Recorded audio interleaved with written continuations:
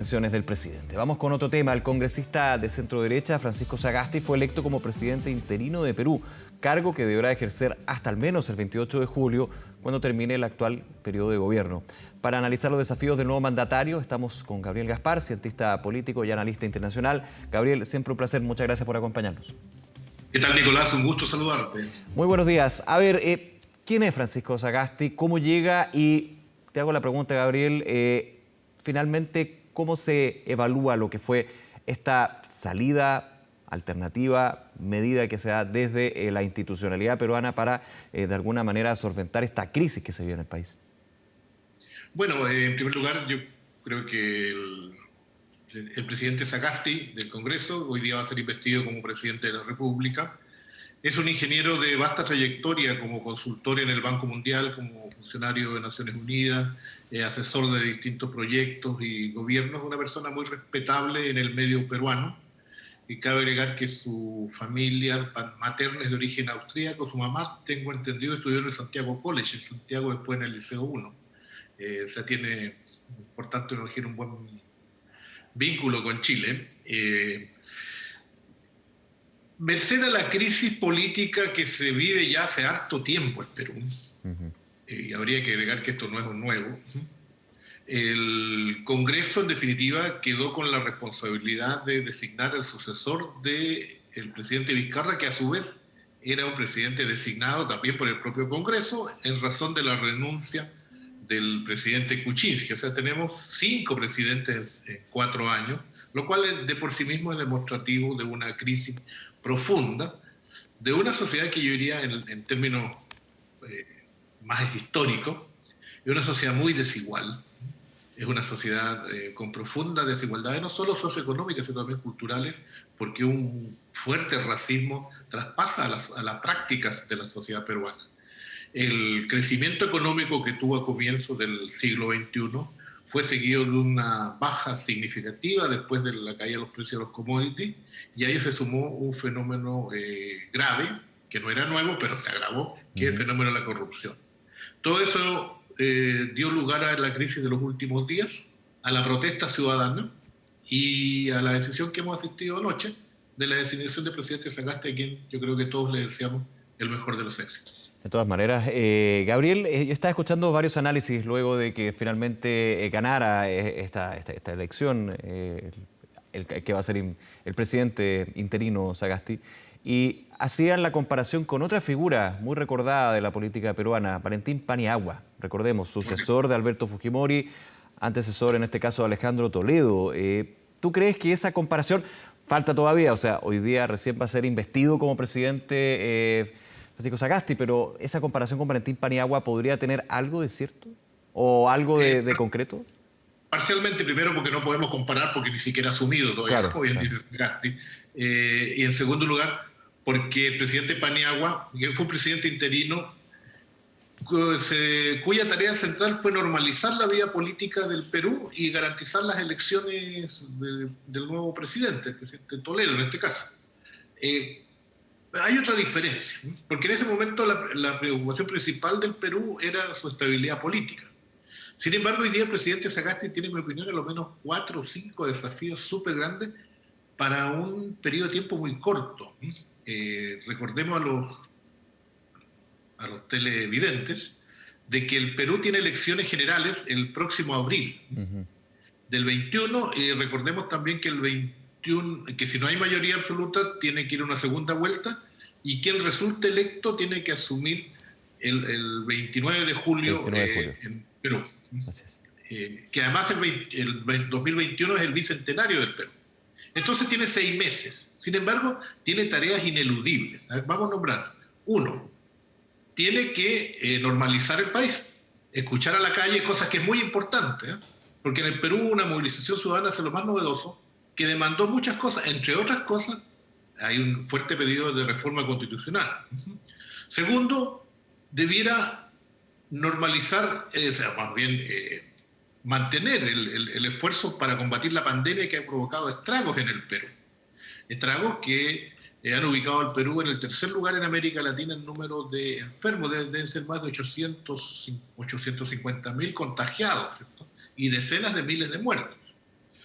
Pero también la pandemia, al igual que en todas partes, y Chile incluido, trajo un desastre económico, porque significó que todos los informales, al ser obligados a tener esta suerte de arresto domiciliario, perdieron sus fuentes de empleo. Y en Perú la informalidad llega a un 50%. Muchas veces los gobernantes no se dan cuenta de eso. Yo recién escuchaba que se vuelve a repetir en Chile que teníamos todo listo desde enero, por ejemplo, en el caso chileno, y mejor ni comentar eso. Entonces, pandemia, crisis económica, escuchar a la calle y sobre todo garantizar buenas elecciones limpias y transparentes, todos esos 6 meses es mucho. Cierto. Por lo mismo yo creo que a diferencia de Paniagua, que tenía una sola gran tarea, que era la normalización democrática, el presidente Sagasti va a tener una agenda muy demandante muy poco en un tiempo. año muy crucial, el bicentenario. Sí, claro, y muy poco tiempo de todas maneras. Gabriel, Correcto. ahora, Sagasti, que representa al Partido Morado. Contemos y expliquemos un poquito a quienes no saben de qué se trata este Partido Morado. Es un partido que tiene bastante poco tiempo en términos de la creación, hace un par de años solamente.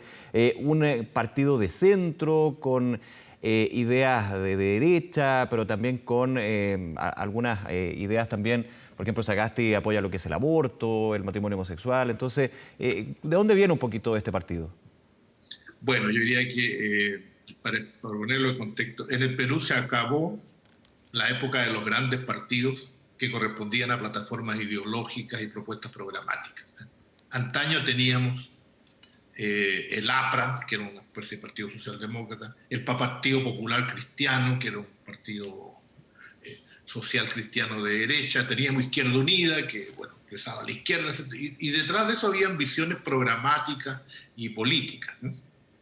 La ruptura de los partidos políticos, del sistema de partidos políticos, generó la emergencia de múltiples partidos que todos tienen nombres muy curiosos, casi comunicacionales. Somos Perú, Podemos Perú, en fin, Arriba Perú, en fin. Como de campaña más que partido. Obviamente. Claro. Muchas más corresponden más bien a efectos de convocatoria, algunos incluso de liderazgos. En el caso del partido Podemos, es una agrupación relativamente menor en cuanto a su electorado, de centro derecha, podríamos decir, por los valores que coloca un partido nuevo, ¿no? Y los partidos son más bien agrupaciones en torno a dirigentes y caudillos. No hay ahí una coherencia muy profunda, salvo grupos muy definidos. Por ejemplo, hay un partido que es el FREPAP, que son evangélicos, digamos. Por lo menos tienen esa coherencia ideológica. Existen los restos del Frente Amplio también, que como corresponde a la izquierda está dividida también en dos. En fin. Entonces, es muy difícil definir en términos ideológicos al archipiélago de partidos que hay hoy día en el Perú, y eso es parte de la erosión de la democracia y también del descrédito de las élites, fenómeno que hemos visto en Chile también. Claro, de todas maneras, que hemos visto en Chile y también a nivel regional, hay que decirlo.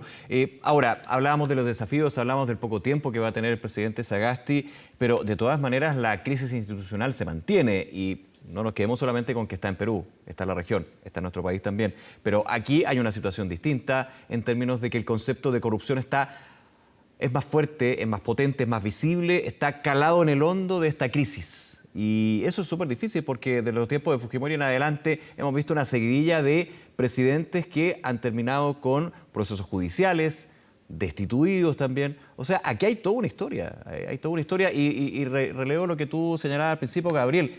Esta crisis no es de ahora, viene desde hace bastante tiempo. Correcto, y tal como tú señalas, no solo, uno dice el dato más fuerte, que todos los expresidentes están procesados. Eso es impresionante. Claro, pero no solo los presidentes, también hay muchos procesados entre los parlamentarios, los actuales y los pasados. Claro. Y también en muchos jueces, porque muchos dicen qué ejemplo de la justicia peruana que han enjuiciado tantos presidentes. La mayoría de los presidentes enjuiciados son por el caso Odebrecht, la brasileña esta que coimeaba a todo el mundo. Pero estos casos no se deben especialmente a la justicia peruana, se deben a que los ejecutivos de Odebrecht colaboraron con la justicia para minorar sus penas, y ellos empezaron a delatar, ¿cierto?, a quienes coimeaban en América Latina. Y ahí salió el capítulo peruano. O sea, no estoy desmereciendo a la justicia peruana estrictamente, sino que estoy diciendo que el esfuerzo principal lo hicieron los fiscales brasileños. Entonces, la justicia, el Congreso y el Ejecutivo, todos metidos en la bolsa de una corrupción galopante. Y eso indigna a una población. Y una población que además, sin dinero por la crisis, con miedo por el contagio, e indignada, ¿cierto?, por los privilegios de la élite en una sociedad racista y que además se ufanaba de los logros del consumo, que al igual que acá en Chile, llegaba a muy pocos sectores, es obvio que la gente está molesta.